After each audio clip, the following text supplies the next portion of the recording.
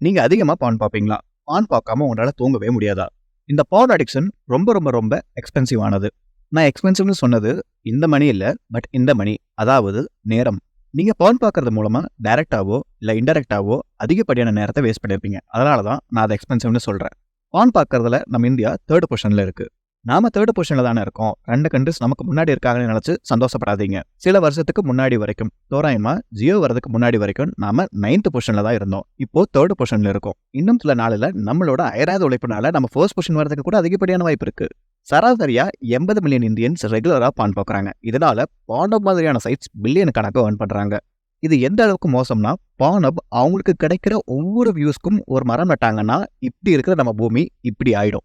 உங்கள சில பேர் மேபி உங்களோட ஒத்த கையாலேயே நம்ம பூமியை சேவ் பண்ணியிருப்பீங்க. புரியும்னு நினைக்கிறேன். பான் பார்க்கறது தப்பான்னு கேட்டா கிடையாது. ஆனா பான் அடிக்ஷன் ரொம்ப தப்பு.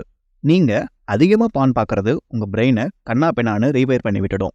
எக்ஸாம்பிளுக்கு இது உங்க பிரெயின். நீங்க அதிகமா பான் பார்க்க அது அதிகப்படியான டோபமைன்ஸ் ரிலீஸ் பண்ணி உங்க பிரெயினை இப்படி மாத்திடும்.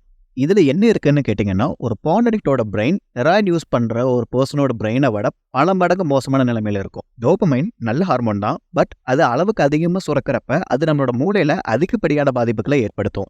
அதிகப்படியான டோபமைன்ஸ், அதாவது உங்களை உற்சாகப்படுத்துற ஹார்மோன்ஸ் அதிகமா ரிலீஸ் ஆகிறது உங்களோட செக்ஸுவல் பெர்ஃபார்மன்ஸையும் இம்பாக்ட் பண்ணும்.